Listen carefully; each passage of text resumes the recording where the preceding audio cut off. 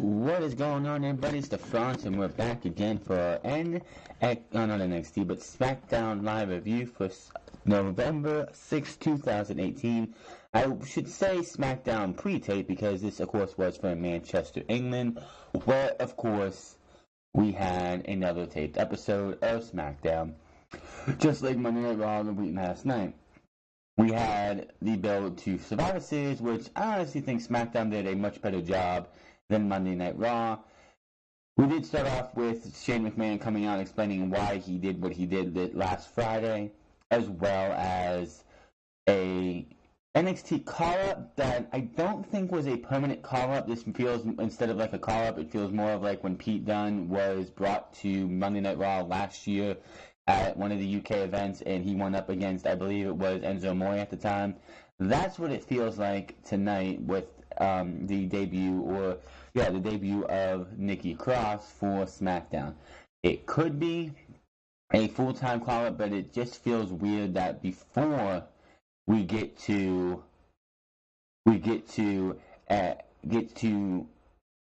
Survivor Series, we would have a call-up 2 weeks beforehand. It just makes no sense to me. The Men's Survivor Series team for SmackDown has been completely fleshed out. It is going to be The Miz, Daniel Bryan, Samoa Joe, Rey Mysterio, and Shane McMahon. And of course, anyone who's like wondering, why is Shane McMahon here? Why is Shane McMahon part of SmackDown's team? Why would you have SmackDown take up a slot of another superstar? Here's the thing. This has been 3 years running, and I would not doubt it in his contract for Shane McMahon with WWE, because yes, even though he is the boss's son, he has to still be under a contract that he has in his contract by what do I want to say? He has to have a match at WrestleMania and at Survivor Series, not SummerSlam, but at Survivor Series. So it sucks that we're not going to see like a young guy like John Cena Almas, who did wrestle Rey Mysterio tonight, take that final spot, or somebody else. It's just how they do it. It's something. If anyone has a problem with it, you should talk to WWE. It's something we're going to have to deal with as long as he is still active for WWE. So, Shane McMahon is one of the 5 members of the SmackDown Live Survivor Series team. We still have 2 members for Monday Night Raw. It would not surprise me if Baron Corbin is added in, even though he said he wouldn't compete because of his managerial duties. But it would not surprise me if, since Shane McMahon's in the match, that Baron Corbin is added into the match. That just seems like something they would do. But I would say that out of the 2 shows for SmackDown and Raw in Manchester, I would say that SmackDown had the better show. They did. I mean, it is a lot easier for them to have the better show for the simple fact that it's only 2 hours instead of 3 hours. But I will say this: we also had SmackDown Live just has more talent. I posted this on Twitter, and it is true. SmackDown has a problem with having way too much talent with so many dream matches. So many dream matches. We had earlier this year. We had Samoa Joe versus Daniel Bryan. We had Samoa Joe versus Jeff Hardy in WWE's world. That's a dream match. We had Daniel Bryan versus AJ Styles for the WWE Championship last week in a damn good match. We had tonight Andrade Cien Almas versus Rey Mysterio, and that is a dream match. That should be them 2 feuding over maybe the Intercontinental title, or not the Intercontinental title, but on SmackDown, the United States Championship. Maybe they could be in a feud with the one, like in a match for the number 1 contendership, going on to face AJ Styles at TLC. But they had their first match, one-on-one match, which should have been, in my opinion, on a pay-per-view first, which does suck the fact that they went to complete dual-branded pay-per-views, because you get a match like Rey Mysterio versus Andrade Cien Almas not on a a SmackDown branded pay-per-view, you get it on SmackDown Live. Yes, it was a good match. It does suck to see that someone like Andrade Cien Almas is not winning matches. He's been putting everybody over, but he might have. This is the thing when it comes to NXT, and everyone's like, "Oh well, Andrade Cien Almas is buried. This guy is being buried. He's losing all of his matches." There is this thing where you had somebody, I believe it was Road Dogg, say that wins and losses do not matter. They do, but they don't. Because Andrade Cien Almas went out there and he had a great match against a great SmackDown match. I'm not going to say it was match of the year candidate or anything, even though I will at the end of this year be doing my top 5 matches of the year. One from Raw, one from main shows, one from pay-per-views, one from NXT, and one from Takeover, and one from outside of WWE, and one match from the Mae Young Classic, because that's what I'm going to do. Anyway, that's then, and this is now. You don't have, as long as Rey Mysterio didn't go out and beat Andrade Cien Almas in 2 seconds or like 2 minutes, and they have a competitive match where it's back and forth, it's not a burial. Just like the debut of Nikki Cross, which was she went up against Becky Lynch tonight. Am I happy that she lost her first match by tapping out clean? No, I'm not happy, because I don't think that's what they should have went with. I think these two should have wrestled until both gals were counted out, or fight until they're both counted out. But it was a competitive match. It wasn't a squash. It doesn't mean Nikki Cross is buried yet. What they've done to Asuka, when Asuka was going for the Women's Championship for 2 pay-per-views in a row, and the fact that Carmella had to have the help of James Ellsworth to win those matches, that's a burial. Going out there and making Asuka look like a buffoon as James Ellsworth is standing on the apron with an Asuka mask and Asuka clothing on, to make him look like Asuka while she just stares there and looks him down instead of paying attention to Carmella. Or when James Ellsworth was supposed to be in the shark cage and gets caught, and Asuka's paying attention to that as they load it and she gets pushed into it. Yes, that's a burial. Nikki Cross taking on Becky Lynch tonight was not a burial. It could be the start of one if this was, which again, this feels like a one-off because they were in the UK. As I said last year, Pete Dunne was brought on to Monday Night Raw to take on Enzo Amore, champion versus champion, on Monday Night Raw last year, and he hasn't been seen on Monday Night Raw since. So if Nikki Cross is up on SmackDown next week, then she is on SmackDown Live. Let's see where she goes. If she's not seen again until after Survivor Series or WrestleMania next year, then okay, it was just a one-off, and that's why she lost. This would, like, if Nikki Cross is only seen this week and loses to Becky Lynch, and she's not going to see on SmackDown again until, I'd say, after WrestleMania, then okay, then it was just a one-off because they were in the UK and they wanted to get a pop.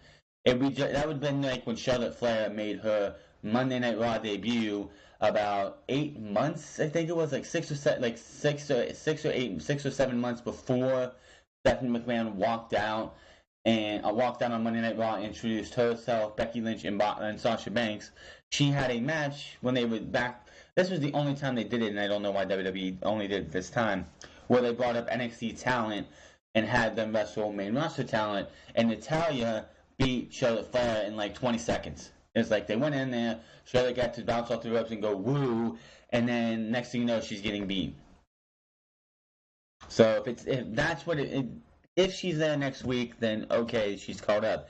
If we don't see her again, and she's still being at NXT tapings, then it was only a one-off for the UK audience. That's where I'm at right now.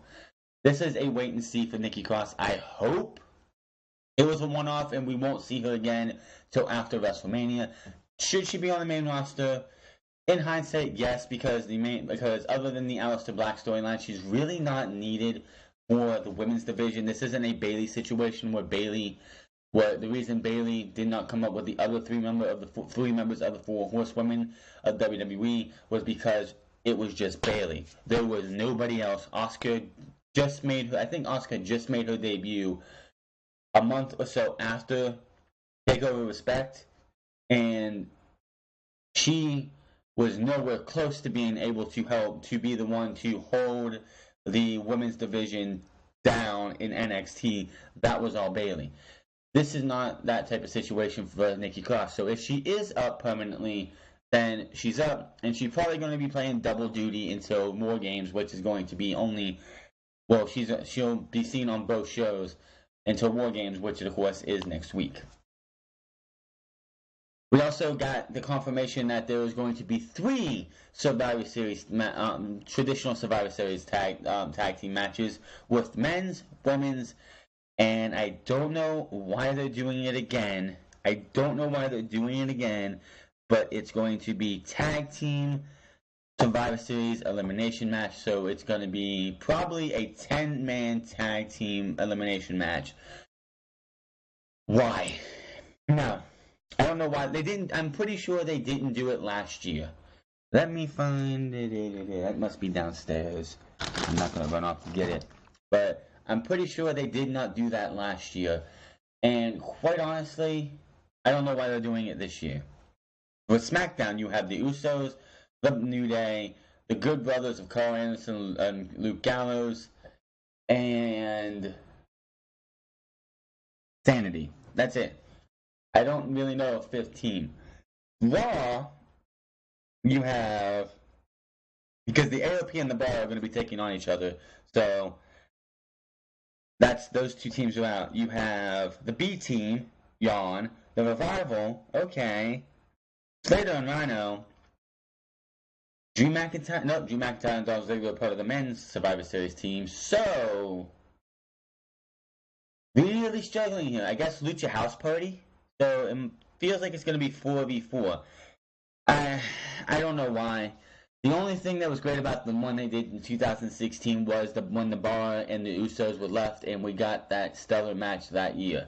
Then, of course, we got a rematch of that same match the year after with the Bar and the Usos in tag team champion versus champion. Speaking of champion versus champion, we have Brock versus AJ, Becky versus Rousey, Nakamura versus Seth Rollins, and the AOP versus the Bar. I am excited for each and every one of those matches. I want to see Shinsuke Nakamura versus Seth Rollins. I want to see AJ Styles versus Brock Lesnar too, even though I have fear that we're going to get less of what we got last year. And I am definitely looking forward to the AOP versus the Bar.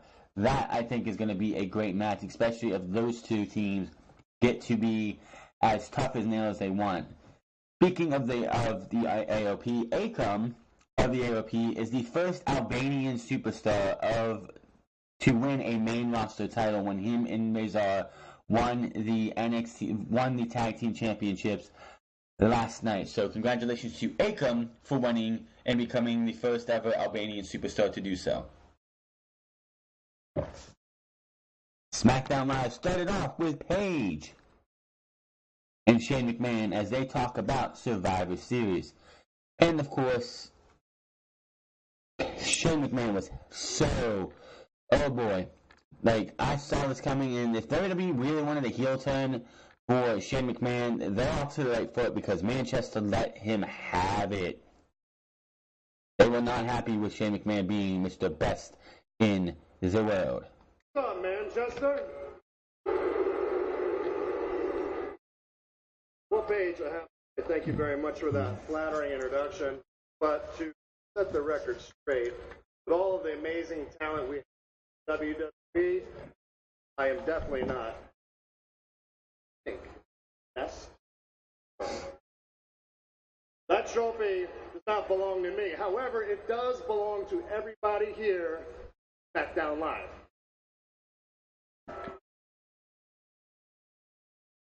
When The Miz could not compete any longer, and when he was hurt, I just acted on instinct. Instinct took over, and I injected my because I couldn't fathom that SmackDown would not be superior brand, and I'm very happy to say that we are. But Shane, that the title of the tournament was not. The winner of this tournament is going to be, their brand will be the superior brand. That's what Survivor Series is for. That was to name the quote-unquote best in the world. So if Dolph Ziggler won it by forfeit, or Miz didn't quote-unquote get injured, and he won it, it wouldn't have mattered. To anybody who watched that match, as soon as the Miz was put into beat Rey Mysterio to go to the finals, everyone should have known that something was going to happen, because there's no way the Miz was going to be put in jeopardy of losing his job. Simply for the fact, and we sent back to Monday Night Raw, simply for the fact is, Miz has to win the WWE Championship before WrestleMania and take it into WrestleMania to take on Daniel Bryan. The tea leaves are there. The storyline is set, writes itself. Miz needs to be WWE Champion going into WrestleMania, taking on Daniel Bryan. And it is so important as the bragging rights. Once again, we will have them for an entire year. The worst thing in the world is that my sister and anybody from Raw can claim them. So therefore, allow me to introduce somebody that will be leading our Team Blue to victory and Survivor Series team. Somebody who bleeds blue, our captain. Daniel Bryan was introduced as the team captain. The first team captain. Thank you very much. You guys are awesome. Just awesome. Also, thank you, Shane, for humbly acknowledging, don't consider yourself the best in the world. I think he deserves a round of applause for that. Yeah. No. And secondly, I just wanted to say it is an honor chosen me as the team captain for Smackdown Live. Well, that's what Brian. I assure both you and the entire WWE universe. Of course, who else would want to come out but The Miz? Which makes sense as this builds more and more to Daniel Bryan versus The Miz down the line. No, these two should not have another one-on-one match until we get Miz champion and Daniel Bryan #1 contender going into WrestleMania. Because these guys are on the same team, fine. I do not want to see these guys going, even in a tag team match. These two, after Survivor Series, should be feuding against other people. Daniel Bryan feuding against somebody, and The Miz trying to win the WWE Championship. I disagree with Daniel. I do believe that you, Shane, are the best in the world. And I'm not even angry. I'm just a little disappointed, with winning 2 grueling matches in the WWE World Cup tournament, and then succumbing to a freak injury, only for you to heroically step in and win it all. That injury is 100% fake, but I will commend Miz for continuing to play off the fact that he's quote-unquote injured by coming to the ring limping. For Smackdown Live. Technically, thirds of that trophy is mine.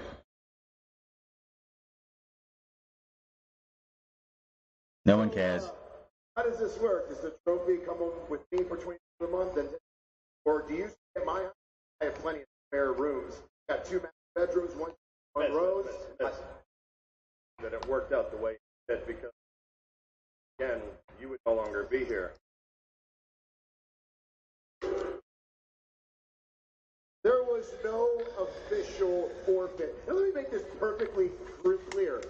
So basically what Shane McMahon's saying is, even though The Miz got injured, had Shane McMahon lost to Dolph Ziggler, Miz would have been fired. Am I getting that right? Am I getting that right? Someone let me know. Am I getting that right? Never in my career have I ever been so injured that I couldn't compete, unlike you. By the way, my ankle's fine. Thanks for asking. The point is, I have proven I can beat the best, and I can do it as a team player. If anyone deserves to be captain of SmackDown,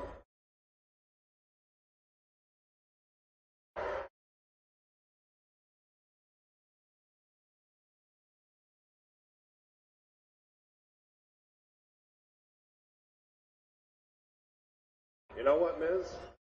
On your book. You're right. You You are the captain.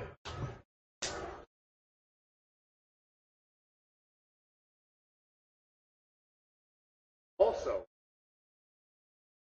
that Daniel Bryan is also the captain. You guys will be co-captains of the Men's Survivor Series match.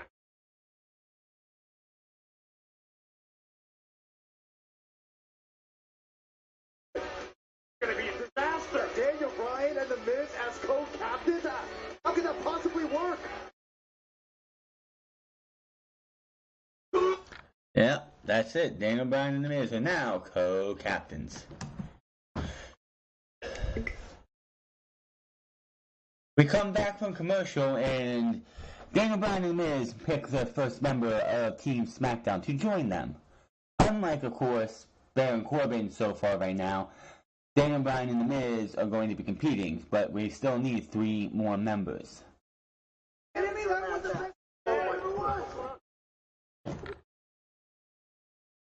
Okay. What on earth would make you think this would work? I need a team to bring this home. I need a team with urgency. I don't want people to be feeling comfortable. I want people to be feeling uncomfortable. And you two guys make each other very uncomfortable. But what you also do is you bring out the best in each other. And that's truly what I'm counting on. Oh, Count on me. no, I count on you. Count on you? 100%. Great. And by the end of tonight, you guys have to pick your other members. Actually, I have my first pick right now. My first pick is Shane McMahon. Absolutely not a surprise whatsoever.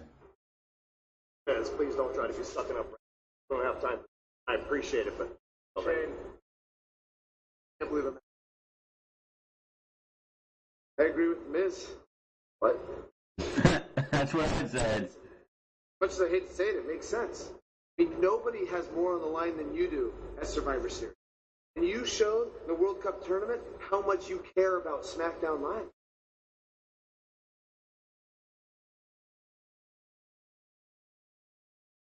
Good.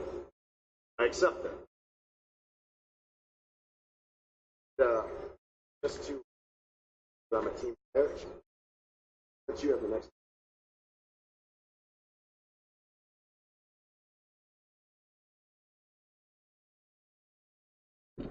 Very, very weird. The fact that they have to be on the same page. So far at this time of the show, we had Daniel Bryan, The Miz, and Shane McMahon. As I said earlier, Shane McMahon being on Team SmackDown is not a surprise whatsoever. He was on last year's team, and the year before that, of course, everyone remembers in 2016, he went for a coast-to-coast and got ate a terrible spear by Roman Reigns, which looked like I thought Shane McMahon was going to die that night. Let's see what we had here after that. Let me see. New Day versus the Usos. The winner of this match becomes the so-called captain of the Survivor Series tag team. I don't even know why they're doing this again. They did not do a tag team Survivor Series match last year where it was tag teams. They did one in 2016 because the draft just happened and we actually had 5 teams at least on each brand that made sense. Now, last year we didn't. They didn't have, like, we had, we had the Bar, Hardys, and that was it for Raw, and I guess the Shield brothers, but they were going up against the New Day. And that was it. SmackDown, and of course, Luke Gallows and Carl Anderson, but they're dead. They're tied. Like, after they lost the titles to the Hardys last year in that Fatal 4-Way ladder match. They haven't done anything, nor will they probably ever do anything in WWE again worth anything. So, like I said, we have, let me think here. The New Day, the Usos, the Sanity, and Luke Gallows and Carl Anderson. No other tag teams really. No, those are all guys on Raw.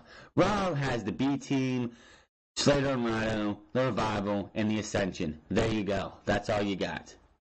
Chad Gable and Bobby Roode do not count. They are not a real team. I don't care if they've been teaming together right now. That's supposed to be eventually leading to a heel turn for Bobby Roode. Will anyone care by then? No. New Day versus the Uso. You've seen one match, you've seen them all. But the New Day lose to the Usos, and like immediately following this match, the Usos say, well, this isn't a tag team. There is no tag team division without the New Day and the Usos. And of course, as you figured, the New Day were going to be added to said team as they were.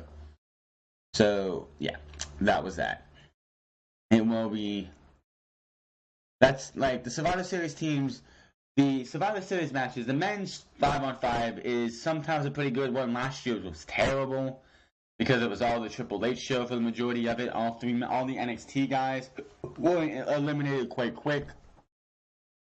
This year, hopefully nothing like that will happen. We have a better chance maybe this year to have a good show. But Survivor Series for me this year is going to be the women, the champion versus champions match. Speaking of champion versus champions, Becky Lynch came out here and had a response to Ronda Rousey in this year's Open Challenge.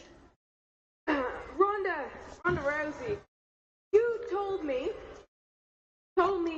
that you are the last woman on earth that I should provoke.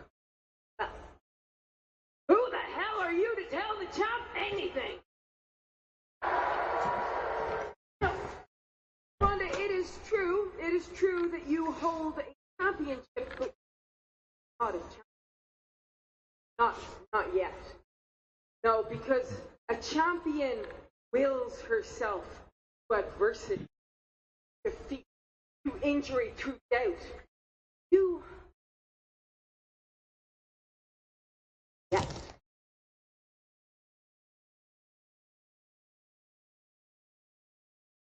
I love this promo by Becky Lynch, but with her talking like this about how Ronda Rousey hasn't been tested, I'm really hoping this isn't leading to Ronda Rousey going in there and just dominating Becky Lynch and making Becky Lynch look like a chump. I really hope that's not what this is leading to.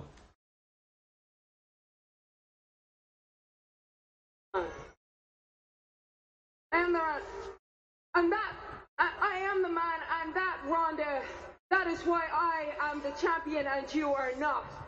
See, Ronda, winning comes so easily to you that when you finally meet the man come Survivor Series, your titanium body will be let down by your weak mind.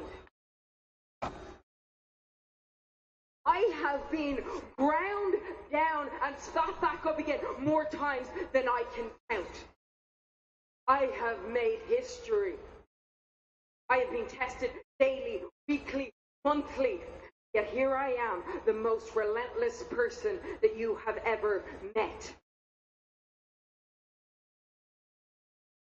Now, last night you went on Raw. You mocked me. You mocked me the road that I have traveled and the jobs that I have taken to pay my own way to get to where I am today. So no, Ronda, no, I was not handpicked like you.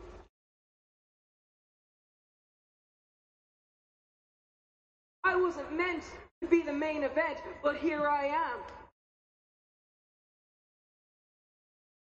I wasn't meant to be the talk of the entire industry, but here I am.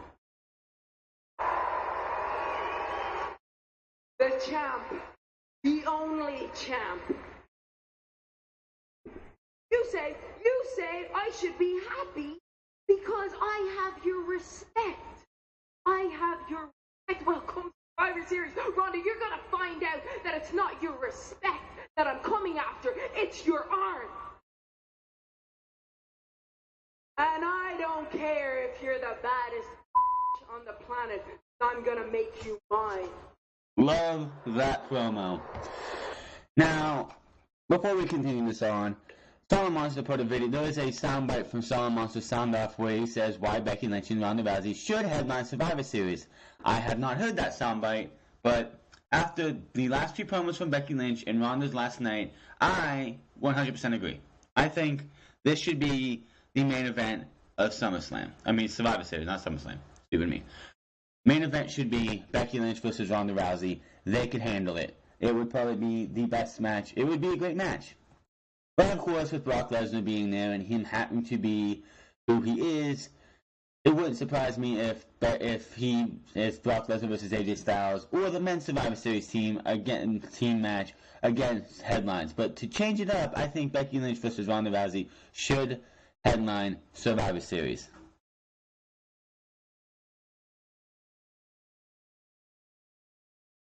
She goes to leave. Crowd just all for her. You're right. I've gotten myself all fired up. I want to fight. I think I want to fight right here, right now. So is there anyone back there that's brave enough to step to the champ and have their arm mangled right here in Manchester?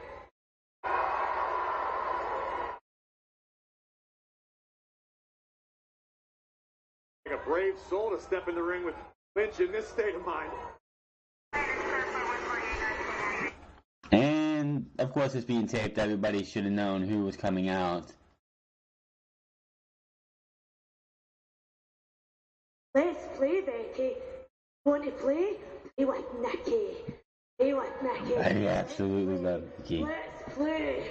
Let's play. Let's play.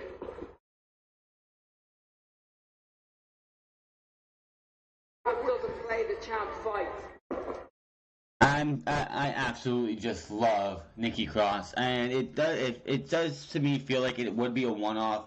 Yes, Sanity finally did show up after, I don't know, months of inactivity for this debut for Nikki Cross, but it just feels like this is going to be a one-off, which is fine if it is. I'm not going to complain if it isn't. But Nikki Cross went up against Becky Lynch. A good SmackDown match. It was a nice debut. When Nikki Cross does tap out to disarm her after, I think they were on for about 5, 6, 8 minutes. Nikki Cross did get a lot of offense in. She did look strong in the feet. It wasn't a squash match. So to say Nikki Cross got buried tonight, no, she did not. It's the start. If she's still going to show up. If it was a one-off because they were in Manchester and they wanted to try and get some, even though I know she's not from Manchester, I believe she is from, I think she's from Ireland. I don't know exactly where Nikki Cross is from, but they definitely wanted to get that pop. So this could have been a one-off for Nikki Cross to here. If not, this is just a wait and see. I think this was early in the night, but Shinsuke Nakamura did have a video for Seth Rollins at Survivor Series. He has a gift for Seth Rollins.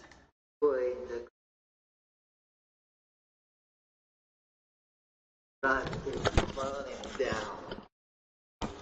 One best friend. Well, wait. One best friend turned out to be a real lunatic. It's fake crying. I'll cheer Seth up. I can make him all his other problems. And it's very special. Only found United States, not America. They need to face. This should be, and I'm going to say it, this should be Shinsuke Nakamura's best match on the main roster, bar none. He's going in there with Seth Rollins. I'm definitely looking forward to this match. Seth Rollins versus Shinsuke Nakamura. Because there is no Roman Reigns, there is no reason to sacrifice this match. This should be one of the best matches of the night, bar none. Singles matches, yes. The Survivor Series men's match, I will not try and grade it with what you get for the champion versus champion matches, or the women's, or any of that.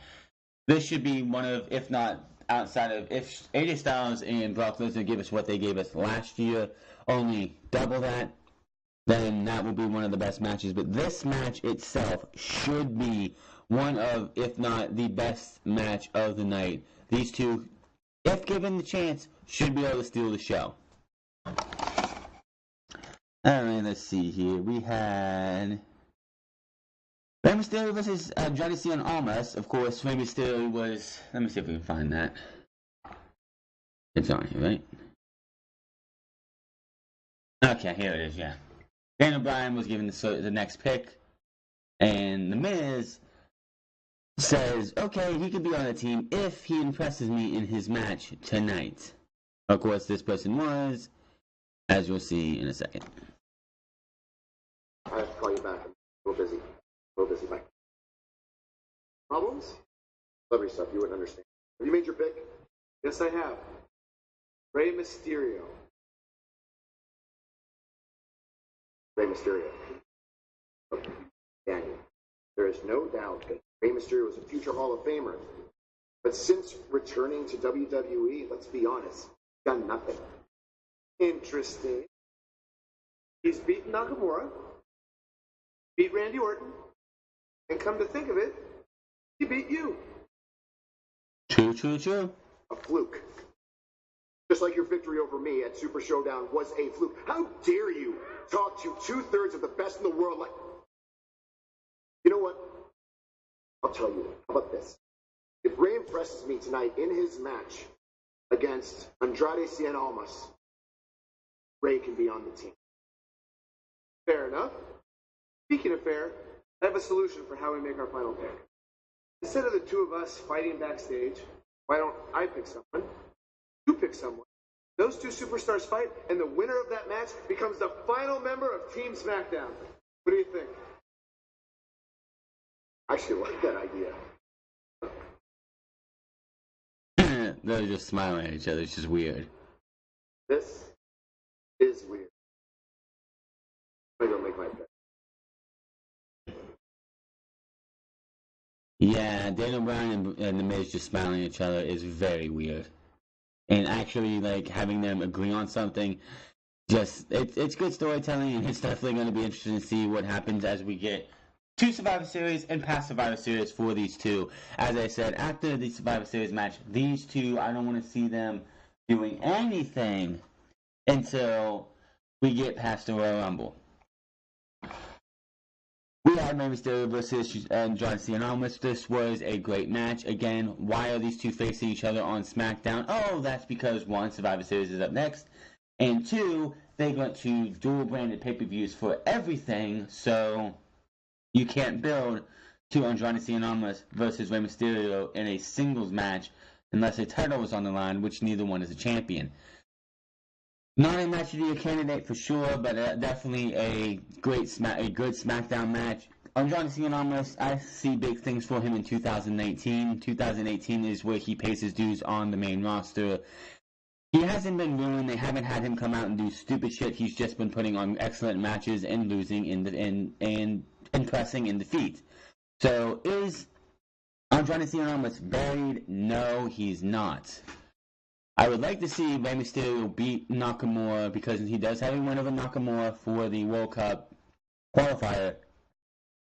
I would like to see him at TLC take the title from Shinsuke Nakamura and Andrade Cien Almas come out and do something for him. But hold the brakes, as it looks like Randy Orton's next victim is going to be Rey Mysterio, as after this match, because of Rey Mysterio's short stature, he's there celebrating.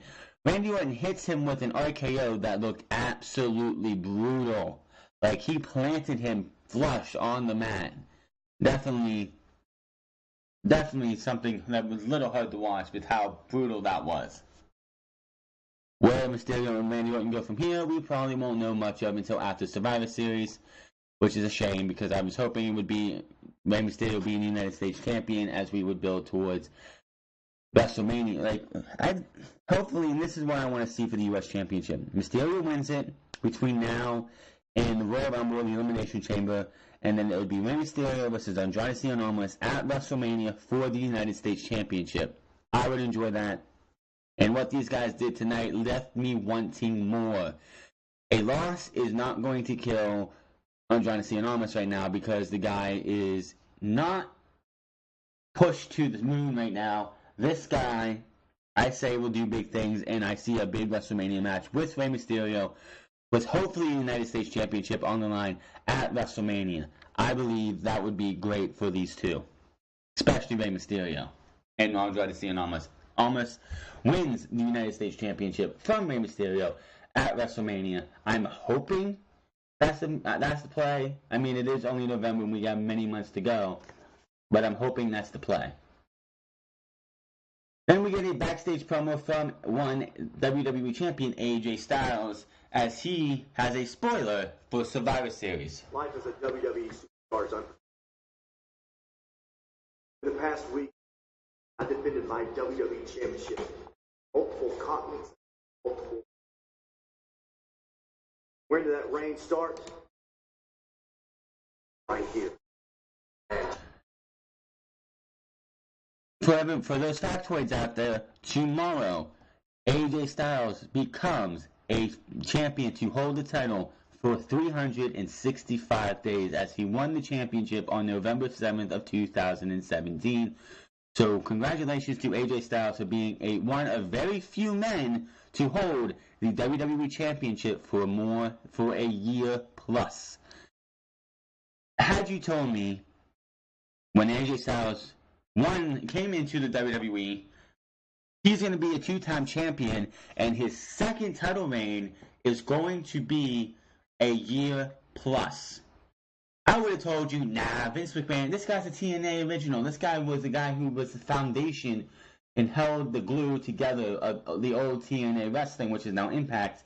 This guy is going to be buried. This guy is going to be nothing but a name that WWE just buried and they signed just because he was an indie darling, and they're just going to bury him. Thankfully, that didn't happen, and he's on his second title reign. I say his first one was probably better than the second one just because it seemed like WWE cared a little bit more about the championship, and he had main events for that title between, September and the Royal Rumble where he lost it. But congratulations to AJ Styles for making 365 days as of tomorrow. He will hold the title for 435 days. I'm calling it now. What is my reward for being WWE Champion? Go toe-to-toe at Survivor Series, the second year in a row, Universal Champion. A man who was more like a beast. Warrior. Like any opponent I've ever set foot in WWE. Last year, a 450 splash, Melee kick, calf crusher, nominal forearm. Didn't hit the Styles Clash. Most think. I don't know. Like I said, being a WWE superstar. Yes, it is. I am telling you, right here, right now, at Survivor Series, I will beat Brock Lesnar. Not a prediction. That's a spoiler. I am phenomenal. AJ Styles. AJ needs this win. I'm just going to say it. AJ needs this win. We're going to talk about that more next week for preview predictions coming to you Friday for next week's show. AJ needs to win, and we'll talk about it more there. So let's see what we have. We had Paige come out and name the entire SmackDown Live women's team for Survivor Series. Carmella, Naomi, Asuka, Sonya Deville, of all people, and Charlotte. They all got their entrances, which is great because they all got to feel. It made them all feel like all these women were important, a little bit more important than most of them have lately. But Charlotte's music goes off, and Charlotte is nowhere to be found. And this wasn't one of those, she's in the back taking out this type of scenes. No, she just never showed up. It plays into this fact that Charlotte was not the better woman at Evolution. As of last week, she was asked if she wanted to be the team captain of the SmackDown Women's Survivor Series team, and she said to Paige that she didn't feel like she was the woman for the job. So basically, they're playing into the fact that she's second-guessing herself. She doesn't feel like she's good enough for this position, so she's second guessing herself. She doesn't feel like she should be the one that they go for. So it's going to be interesting to see what happens and how far they go with this. Do I expect Charlotte on the team? Yes, she's going to be at Survivor Series. Heaven forbid she miss a major pay-per-view. The one thing about this, and this harkens over to Becky Lynch versus Ronda Rousey. I really, really, really hope this isn't going to be where the reason that Charlotte Flair lost at Evolution is because they did not want Ronda Rousey versus Charlotte Flair to be at Survivor Series. So if Charlotte Flair, say Survivor Series is over, and the next Tuesday we have a number one contenders match for the Women's Championship for Smackdown for TLC, simply because because Raw has a championship match already, we want a Smackdown championship match. Please, oh please, do not have Charlotte Flair win that number one contenders match and then go on to beat Becky Lynch. I don't want to see Becky Lynch versus Charlotte Flair again. There is no reason whatsoever that Charlotte Flair should be anywhere near the SmackDown Live Women's Championship at all. They need to figure out what they can do to build her up to be a face again if that's what they want to do. Because if they want to try and get Ronda Rousey versus Charlotte Flair to be where they need it to be, they got to work on that. Even though she should be going into that show as a heel, not a babyface. We'll just have to wait and see what happens there. But it's definitely going to be interesting to see how they go with the Charlotte Flair. How they go with Charlotte Flair. Because Mandy Rose comes out and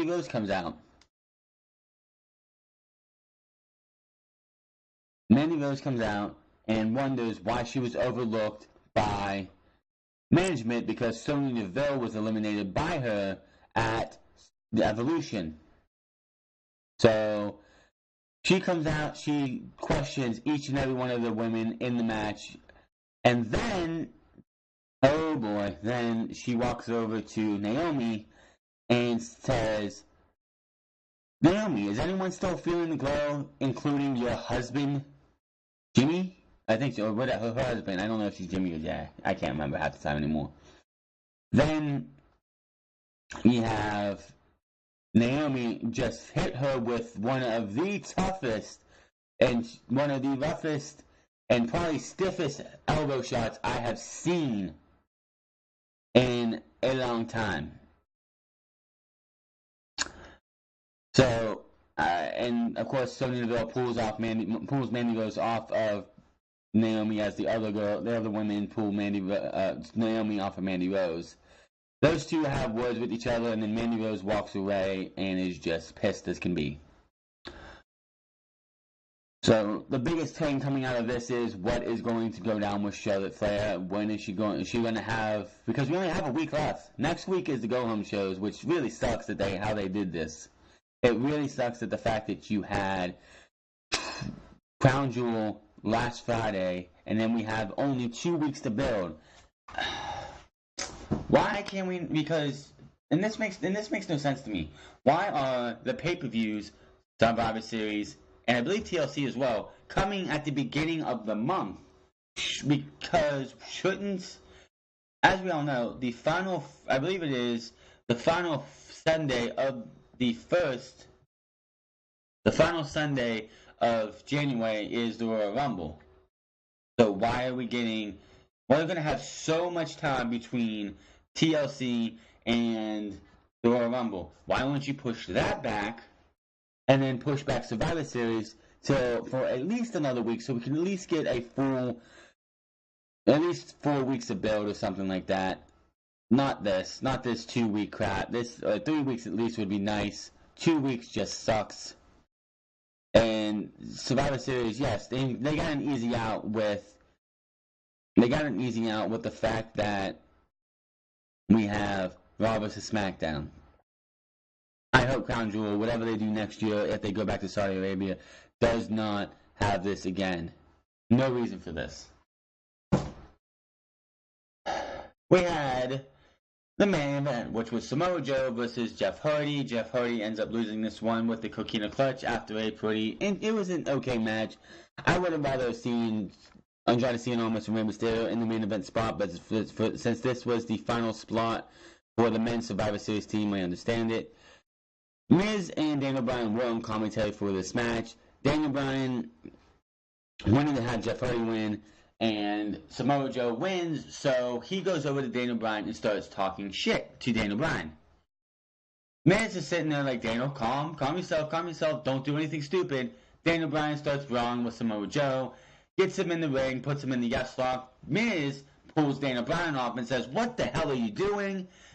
Daniel Bryan's not happy about that, starts brawling with the Miz. Shane comes in, pulls Daniel Bryan off, and Daniel Bryan's judo flips. I literally thought it was a judo flip. Shane McMahon, and then just walks off pissed off as SmackDown Live goes off the air. So I think SmackDown did a better job selling Survivor Series than Monday Night Raw. Monday Night Raw just was so goddamn boring. Is it going to mean much in the end? It's, I don't know. It's just SmackDown and Raw. I hate, NXT is the only tape product I really care for because it's good television. This is not. SmackDown and Raw are not good television. Raw is just atrocious.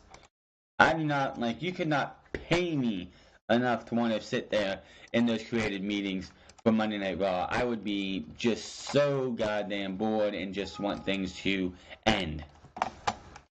SmackDown, I think, did better. SmackDown had a great match with Rey Mysterio and Andrade Cien Almas, leaving me wanting more. Nikki Cross made her debut. I don't know if it's a permanent one. It just seems kind of weird to bring somebody up before a Big Four pay-per-view. I remember 2017, last year, we had men and women showing up after Royal Rumble, WrestleMania, SummerSlam, and Survivor Series. They pulled back on this year, but it just doesn't make sense to have a full call-up then 2 weeks before Survivor Series. So we will have to wait and see if that is a permanent call-up. It could be just a one-off like it was with Pete Dunne last year, but we will have to wait and see. And that will be all for your SmackDown Live review. Little note on NXT and NXT UK tomorrow night. If they're going to continue with the 2-hour NXT UKs, then what I'm going to do is do NXT and NXT UK in one video. NXT UK is still in the baby stages of the brand, so it doesn't seem right to be doing a video for two videos in one day. We're just going to do it all at once. We're going to do NXT and then NXT UK as we get closer to NXT TakeOver War Games. So you will be seeing NXT and NXT UK reviews on the channel in one video right after. I believe I'm going to watch all three at once because if they do that again, it's going to be one right after another from 8 to 11. So you won't see a video for NXT or NXT UK until after I watch everything tomorrow. But for now, I'm getting out of here. Make sure to follow me on Twitter at TheFrance. Follow me on twitch.tv/TheFrance08. I'll see you guys tomorrow for the NXT double feature of NXT UK and NXT. And I will see you guys soon. And of course, Unscripted on Saturday. We have some fallout still from, I think it was Crown Jewel, and a couple other things I think still. And we'll have all that to talk about. Until then, I'm getting out of here, and I'll see you guys later.